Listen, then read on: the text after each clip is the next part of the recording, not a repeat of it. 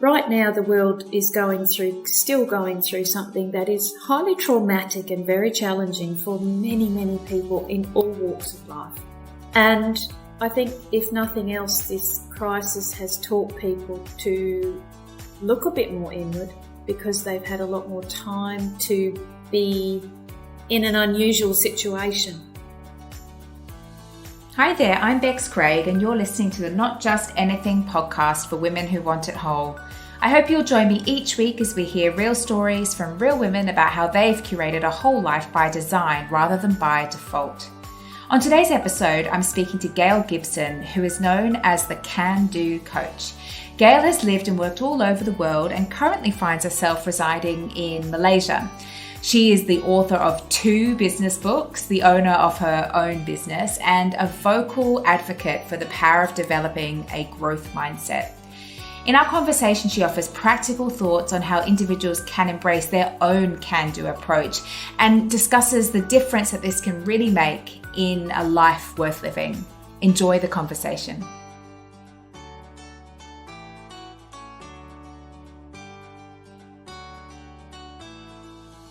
A very big warm welcome to Gail Gibson, who's joining me today from Malaysia. Welcome, the CanDo Coach.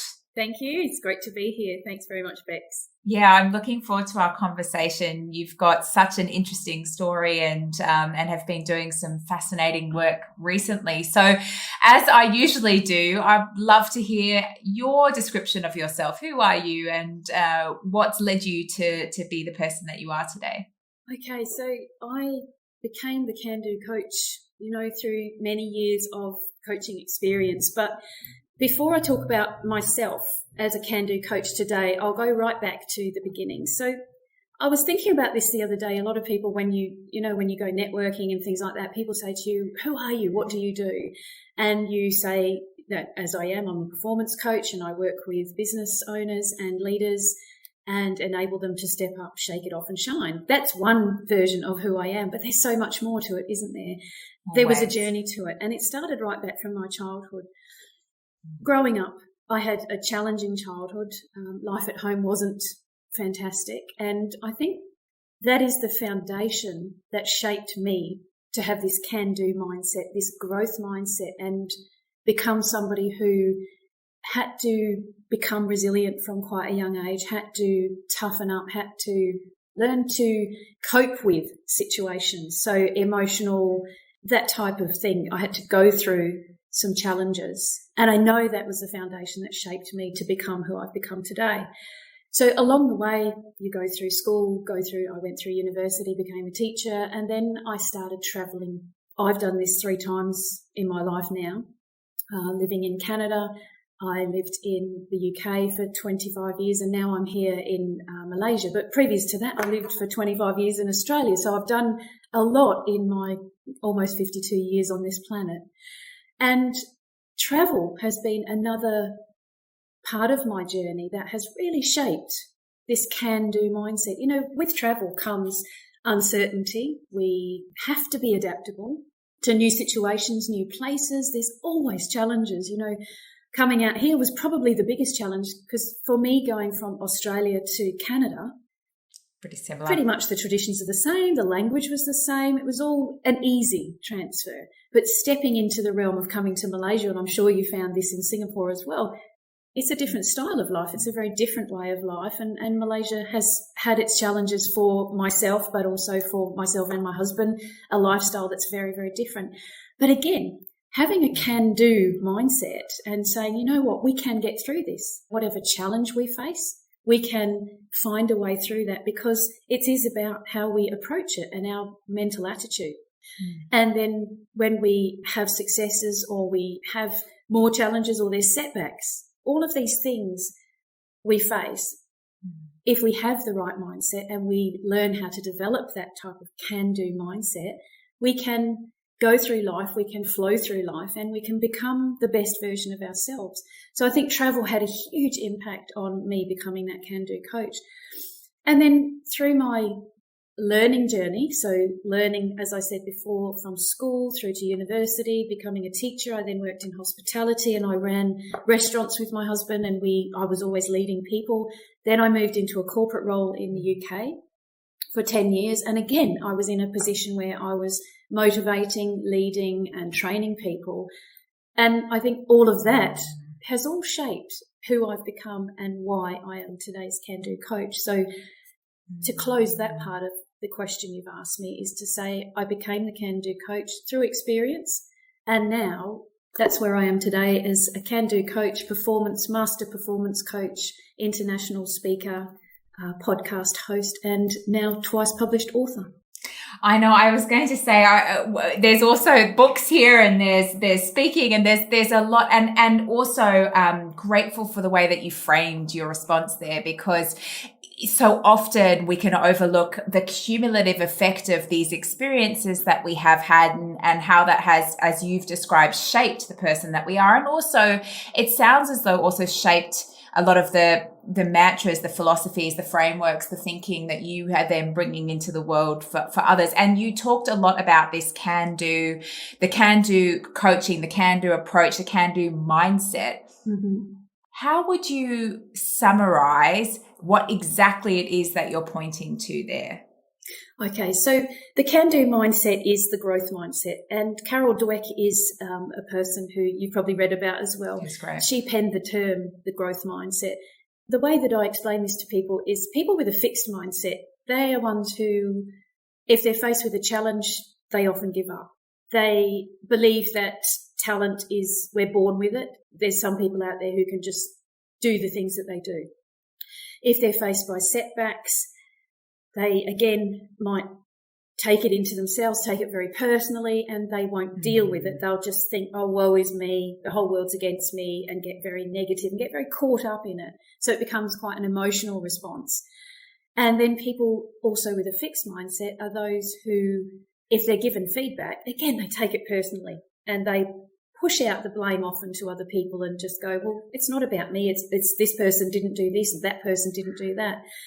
But people who develop a growth mindset or this can-do mindset are ones who believe that we need to work hard. We need to put effort in to become the person that we want to become. So the business leaders who are at the top of their game, they don't just get there by being born that way. They have to earn the right. They have to build themselves, and they have to develop this muscle. And the mind is such a powerful muscle, but we have to feed it. We have to nourish it with the right information, the right mindset, all of that. So we have to become more of a can-do person. You have to take that attitude and say, you know, when I am faced with a setback or a challenge in my life, what are my options here? Take a step back for a moment and say, why should I blame somebody else? It's not their fault. What could I learn from this? What can I do differently? How many options have I got? Be curious and look outward, but also look inward and say, it is me. I need to make changes to this. And if I don't want this to happen again, I need to think a bit differently, or I need to have a different conversation, and I need to let go of maybe some of those limiting beliefs, those kinds of things that are holding me back. And of course, when it comes to getting feedback from others, it's like, okay, again, what can I learn from the experience?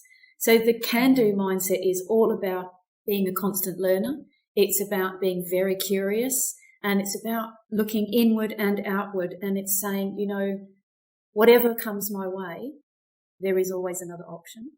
And I can look to others to support and help me, or I can look to myself and find it from within myself. But there is always another way. It doesn't have to stop, and I don't have to fuel myself with negative thinking and get stuck where I am. I can do other things. Yeah, it's quite empowering place to get to. And it's funny because there was a guy called Fred Kaufman who I've mentioned on the podcast in the past, who's got Conscious Business. You're probably aware of his work. And he talks a lot about this player victim mentality, and the players are those that are ultimately take accountability and responsibility. For example, wouldn't say something like, I was stuck in traffic, because that implies that traffic has been the thing that's kind of held onto you and stopped you, but actually, well, I didn't leave with enough time and the traffic wasn't great, and that's why I'm late. So, and he talks about the fact that you relinquish a lot of power when you play that victim. And I love what you talked about, the brain as a muscle, because even that requires a shift in mindset to know that you are at choice in how much you are nurturing and growing that muscle itself and how you are perceiving things that are happening to you. And I realized I never kind of asked you after that piece that we just spoke of before, what actually does it mean to you, a fulfilled and whole life? What is this how is this all part of this journey that you're building, these books, this business that you've got, the journey of travel? What is it that you are building towards here? What is this lasting life that you're wanting to create? I think, as you say, it's about designing our lives. And I am of the belief, and always have been, that we are meant to go out there and we're given a blank canvas at the start of our lives. And as we go along, we can paint certain scenes and create certain scenes on that canvas. But to me, my canvas isn't filled completely because I never want it to be. I'm somebody who thrives on having white space in my life. So when we look at a canvas, you know, there's artists out there who will fill the entire canvas. And there's other artists out there who might just paint one red dot in the middle of a great big white canvas. And I come somewhere in between. I see that. I have a very, very generous and a very giving nature as well. I love to support and help people. So I think through this designing of my life, one of the elements that I can see up on that canvas as well is lots of uniting and connecting. So connection is such an important thing to me. So as I design this life, it's about connecting and having a network of people around me. Not a huge one. I don't have to have lots and lots of people around me. But I want to be able to work with people. I want to continue journeying with people. That matters to me and that really fulfills me. But in terms of continuing through that life and painting this not too busy canvas, is to bring in those elements of solitude as well. I am somebody who, as I say, I thrive on the white space. I'm very creative in my own space and I do like my solo time. That is my go-to favourite place in the whole wide world. I love being outside alone in the mornings and I am super, super creative in that space. And I think that my purpose is to really make a difference to other people's lives so that they can thrive and thrive as I do. So bringing in the whole idea of this union, this connection of mind, body and self. And that is the work that absolutely inspires me and motivates me and excites me. I guess that is my greatest masterpiece, that I could ever leave my footprint, my legacy about in this life, that I created whole people and that was my design for life, to leave behind, but to live and breathe and keep mastering continually throughout my life too. It's beautiful, and you and I do sing from the same song sheet on this. And what is it that you imagine is possible when people do this? To be able to design a life like this and have this idea of connecting how you feel and how you think to how you activate your body and then how you look after yourself. When people can get to that place, I think it's that full internal life fulfillment. It has to become something very purpose driven in yourself. You've got to go right into yourself to be able to deliver that on an outward basis as well. So it's, in a way, is it a state of serenity for people that they do feel at peace? And I know people might think, wow, this is starting to sound very spiritual and this is, I'm going to go off and be this hermit and sit on a rock on the top of a mountain in the Himalayas or something. That's not where I'm going with this. But if we can give ourselves the opportunity to sit in silence sometimes, to deliver what we need to deliver at times, but just to be the best person that we can be and learn how to do that and surround ourselves with people who can enable that in us. I think it's that inner sense of self, but not being selfish, so that we can become selfless in how we deliver ourselves. That, to me, is total fulfillment. I think it's what's really fascinating about what you just said. I had a bit of an aha moment myself, is this decoupling of some of these concepts as being, as you described, spiritual, or kind of, I mean, the word that I would use, I'm not saying that this is how you described it, but is a bit out there. It's a bit out there to try and seek this kind of sense of inner calm and inner serenity. And yet, what is so powerful about that is you're not fighting yourself. You're not having all of this kind of internal struggle, which is actually what stops you, as you described at the start, from actually moving forward, from actually doing the things that really matter to you and that will make a difference. And I love that you said it's as simple as creating that calm so you can be the best version of yourself, which in turn will have an effect on what you can manifest for others as well. Yes, yeah. It's the ripple effect, isn't it? If you can, it's like being interconnected, and that's how I talk about it in the blogs that I write and the work that I do is it's not about becoming a guru. It's about discovering who you are and how you can be the best that you can be. But as you say, it's knowing what matters, and it's just living. It's living simply, and I think that's one of the biggest factors, is coming back to simplicity, because right now the world is still going through something that is highly traumatic and very challenging for many, many people in all walks of life. And I think, if nothing else, this crisis has taught people to look a bit more inward, because they've had a lot more time to be in an unusual situation. What comes of that, I hope, is a positive progression toward more self-development, more personal development, because it's the greatest gift any one of us can ever do for ourselves. But I think there's a huge universal life lesson going on right now. I really do. Yeah, and even your hands were kind of gesturing at that. Like there's a gift. There's some sort of gift here, right? There is. Yeah. We don't know what that is at the moment, but I'm sure there will be, things will emerge, mindsets will emerge, maybe things that we've done in the past won't be brought forward into. It's like any era throughout history. Something happens that's quite dramatic, change then comes as a result.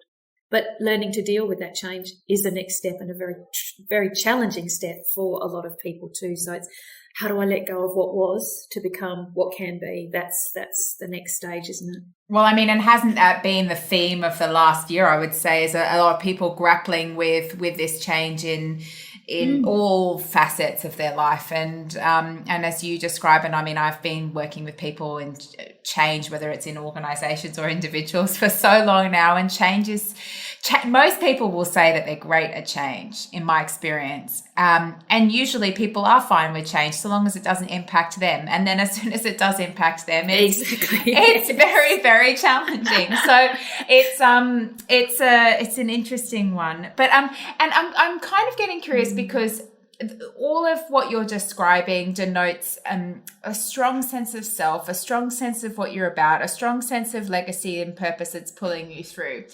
And how have you then designed your life in such a way that honors all of that? So that people can kind of connect, because you're talking, for me, what I'm hearing is all of this values when you're describing the things that really matter to you. And then I'm hearing a lot about vision and legacy and the purpose, the thing that I describe as kind of like the tug. And yet there's also a step that needs to happen, which is making that happen every day, making sure that it's living in you as well. So how have you done that? For me, prioritizing self-care is the most important thing. So how I manifest that in my own life is, my routine at the start of the day is to spend a couple of hours just working on myself. So I set myself a challenge for this year to do 10,000 steps before 10 a.m. Whoa. So I go out every day and do an 8.5 kilometre walk, a fast walk within my estate at the moment, because that's as far as I'm allowed to go. But it enables me to just, there's some mornings when I will go out and my head is full of lots and lots of ideas for the first couple of laps that I'm doing. But then I find myself giving myself permission to start focusing on my breath, start focusing maybe on my footsteps. So it goes into more of a meditative situation. and I start to feel calmer. Being business owners, we're always thinking about something. And so our mind can be cluttered if we look at to-do lists or success lists, as I like to call them, and we wake up and we go, oh, that's a great idea. So spending that time in the morning is very, very important to me. I know that time can be very limited for some people. However, being of the CanDo mindset, I do say to people, you need to find a time that works for you, that you can gift yourself that solo time, because it is such a powerful time.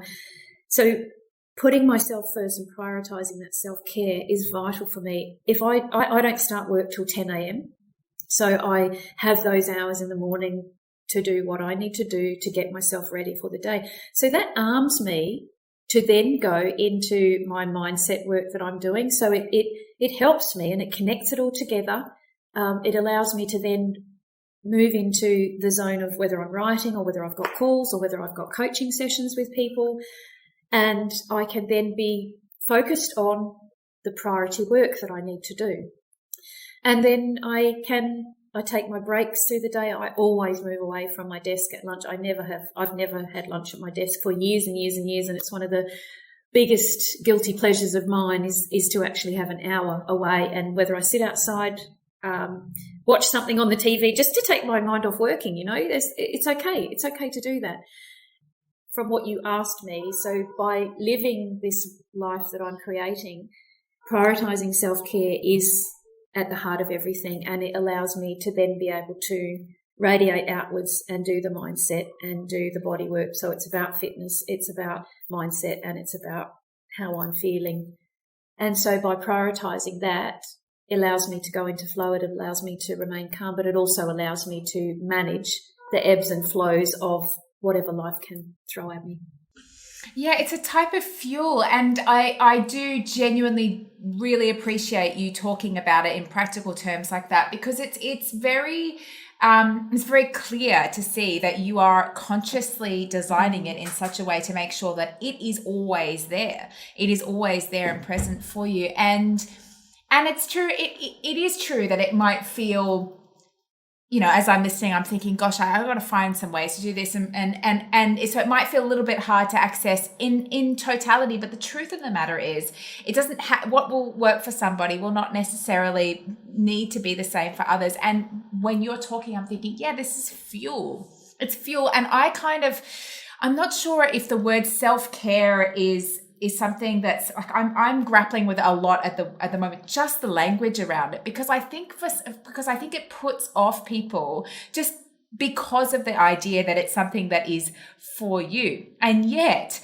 as you've described it, and as we know, it's actually about giving us the fuel, the energy, the sense of who we are, so that we can show up for others, so that we can do the stuff that we, as you described, so that we can get in flow. And yet it's got this kind of, it's been presented in such a way that people seem to resist, that seem to fight this idea, because it's just for me. But it's not. It's actually for everybody in your life and for the impact that you want to have. That's right. If you prioritize looking after yourself, it's about sustaining that power as well. When you look after you, it, as you said, it radiates outwards, and it's for the benefit of everybody else as well. It's not selfish. And I think that's one of the biggest things. And I've worked with a lot of mothers as well. And I have throughout my career worked with a lot of mums who have said to me, I can never find the time. Pre-COVID times, I have the school run and I have this to do and I have washing and laundry and things at night and all of these kinds of things. But I always say to people, you will never find the time. You have to make the time. And if you really want to work on yourself, and even, it doesn't have to be 2 hours. Like I am blessed to be able to give myself that much time to prepare my day. But not everybody has that. But even if it is, do something for yourself that is outside your realm of everything else that's going on in your life. But the more that you can embed these little habits and you build again, you start nurturing and nourishing that muscle, that habit becomes a muscle, then you will find yourself going, I crave that time and I will make time for myself, and I will make time to sit down for 15 minutes, which might creep up to 30, which might then turn into an hour. But again, you need to find something that works for you and it fits into your lifestyle, or if you're brave enough and courageous enough to say, I'm going to put that time in before I do everything else, that's the challenge that's up for you. Yeah, I think it's so true that it doesn't have to be complicated, and it's also so true that as soon as you start to experience the effects of the habits, as you describe, and as I talk to clients about as well, you won't want to give it up, because you will see the impact, because you will feel the impact, and you'll know that you are able to do more and give more and be more that you want. Love that. And it kind of leads me, which is the sort of like the final thing that I wanted to know is like, and that's very advice centered. So I think that's very clear for people, but what other messages do you want to leave our listeners with, or what is some of the mantras or advice that you would want to share at this point in time? I think there's three key elements to my business that underlying all of that area of mind, body and self. And I think for people listening today, there's 3 steps. And the first one is about living with purpose. So what I find in all of the work that I've done, whether it's been with business owners who are just starting up in business right through to leaders at the top of their game, is saying to people, what is your purpose though? What is your personal purpose behind the purpose of what you're doing? And I think a lot of people get lost in life because they lose a purpose. Something might happen. Anything can happen in life, and people lose that sense of themselves. And I think because they lose that sense of themselves, they lose something that gives them that joy again and can lead them down incredible paths. So living with purpose, so finding out really what matters to you. What is it that gets you excited? What is it that you feel something about? Maybe a cause or a belief. What is it that really excites you and gets you fueled up to just go, I want to grab hold of this and do something with this. Find what matters, know what matters, focus on what matters, and then get out there and live it, start living it, but get the help that you may need to define what that can look like and who you need to support you to make that idea be realised. The second one is creating meaningful work. This is a natural progression on from living your purpose. So it's thinking about, what do I want to be doing? And even leaders in the corporate world, okay, their vision is to lead their team, to grow, to profit, all of those kinds of things. But when I work with them and they get a chance to think about, but what is the work meaningful for the people that are working with me? And this taps into our latest book as well, thinking about, do I need to develop my empathy skills even more? Am I really listening to my teams? Am I really connecting with them? And in doing so, are the values of the organisation, my personal values and my team's personal values, are they being brought up to the surface so that we can realise what can make this team work even more efficiently, effectively, and be more meaningful on a daily basis? So it's creating meaningful work, whether you are in business for yourself or whether you are part of an organisation. And the third part of it, which is the culmination of all of this, is reaching your personal best. So the thread of the work that I do is all about maximising and achieving peak personal performance. So as we've talked a lot about today, building self and looking after self, building that mindset and nurturing that powerful muscle in our head, and also keeping yourself fit. So getting yourself moving, whatever activity of choice that you take on, but combining all of that. So reaching personal best is continually learning, is continually looking outward, is continually being curious and asking those questions and building that can-do mindset. So that in a nutshell, so living with purpose, creating meaningful work, and enabling yourself to reach personal best.